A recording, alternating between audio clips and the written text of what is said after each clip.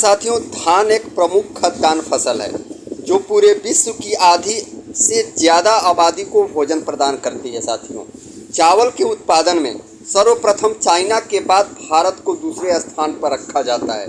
भारत में धान की खेती लगभग 4.5 लाख हेक्टेयर क्षेत्रफल में की जाती है। किसान साथियों, छोटी होती जोत एवं कृषि श्रमिकों की अनुपलब्धता और जैविक अजैविक कारणों के कारण धान की उत्पादकता में लगातार कमी आ रही है। किसान साथियों, इन सभी समस्याओं को ध्यान में रखते हुए आज हम अपने तमाम सब्सक्राइबर्स को, जो हमारे किसान साथी हमारे चैनल से जुड़े हुए हैं, आज उनको इन सभी समस्याओं को ध्यान में रखते हुए धान की फसल में लगने वाले प्रमुख रोग तथा पहचान और उनके प्रबंधन के बारे में आज हम आपको जानकारी देने वाले हैं। किसान साथियों, जिससे हमारे किसान साथी अपनी धान की फसल में उस रोग की समय से पहचान करके अपने धान की फसल का बचाव कर सकें। तो नमस्कार किसान साथियों, फिर से स्वागत है हमारे चैनल खेती बाड़ी का सोनू पंडित में।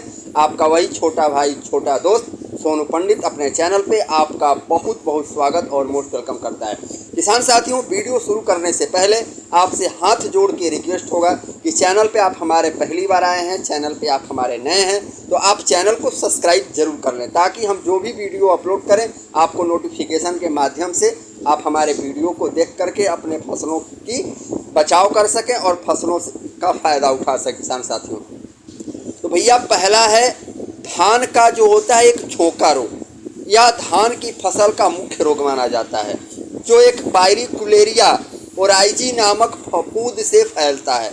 रोग के लक्षण क्या होते हैं भैया? इस रोग के लक्षण होते हैं पौधे के सभी वायवीय भागों पर दिखाई देते हैं, परंतु सामान्य रूप से पत्तियां और पुष्पगुच्छ की गिरवा इस रोग से अधिक प्रभावित होते हैं।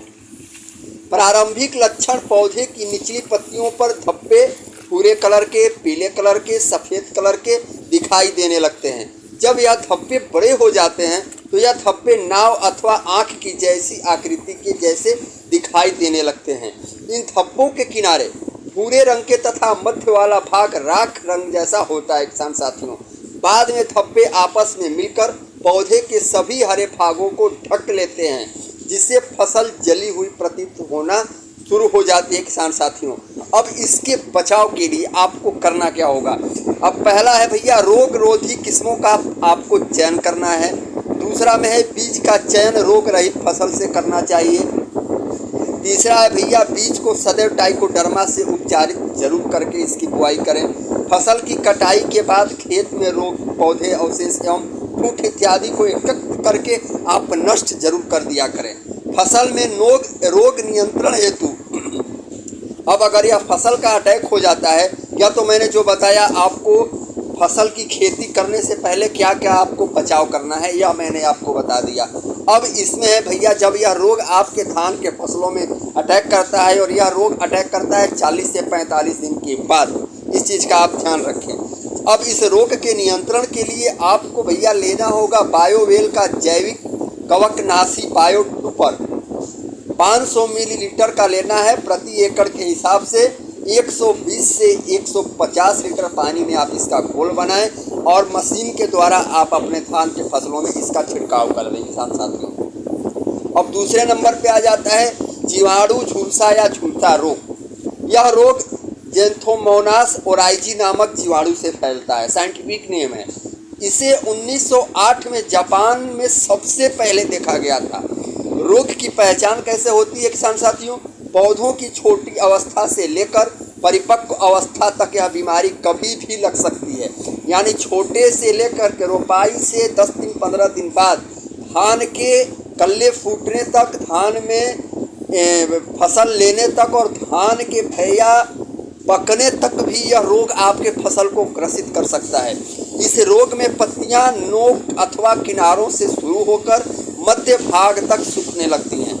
सूखे हुए किनारे अनियमित एवं टेढ़े मेढ़े या झुलसे हुए दिखाई देने लगते हैं। इस सूखे हुए पीले पत्तों के साथ साथ राख के रंग के चकत्ते भी आपको दिखाई देंगे धब्बे की तरह। संक्रमण की उग्र अवस्था में पत्ती सूख जाती है, बालियों में दाने नहीं पड़ते हैं, यानी सबसे खतरनाक अगर हमारे हिसाब से कह ले तो भैया यह झुलसा रोग है।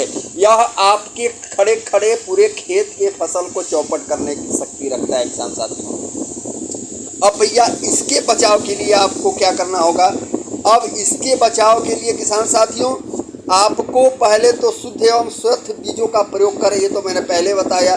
बीजों की बुआई करने से पहले आप कम से कम 2.5 ग्राम सेट्रोसाइक्लिन और 25 ग्राम कॉपर ऑक्सीक्लोराइड के साथ घोल बनाकर 12 घंटे तक डुबो करके रखें बीज को।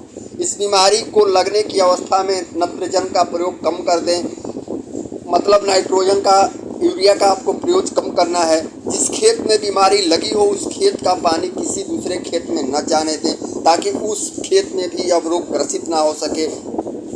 और उसके साथ साथ बीमारी को और अधिक फैलने से रोकने के लिए आप समुचित जल निकास की व्यवस्था की जानी बहुत ज़रूरी है किसान साथियों। अब तीसरा पे भैया आ जाते हैं धान का भूरा रोग धब्बा। यह एक बीज जनित रोग होता है। यह बीज में ही यह रोग पाया जाता है जो हेलिमेंथोस्पोरियम ओराइजी नामक फफूंद द्वारा फैलता है। इस रोग की वजह से 1943 में बंगाल में अकाल भी पड़ गया था किसान साथियों। इतने खतरनाक तरीके से यह रोग फैला हुआ था। अब इस रोग की पहचान के लिए पत्तियों पर गहरे कत्थई रंग के गोल अथवा अंडाकार धब्बे बन जाते हैं। इस धब्बों के चारों तरफ पीला घेरा बन जाता है तथा मध्य भाग पीलापन लिए हुए कत्थई रंग का हो जाता है किसान साथियों, तथा पत्तियां झुलस जाती हैं। दानों पर भी भूरे रंग के धब्बे बन जाते हैं। अब इस रोग का आक्रमण पौधे अवस्था से लेकर दाने बनने तक की अवस्था तक होता है किसान साथियों। तो ये तो रहा कुछ रोग जो मैंने बताया और उसकी पहचान और उसका बचाव के लिए किसान साथियों आपको स्टार्टिंग पीरियड में जब इस रोग का अटैक हो तो जो मैंने आपको बचाव बताया उसी का उपाय करें। स्प्रे के चक्कर में अभी ना पड़ें, स्प्रे आगे के समय में देखेंगे हम।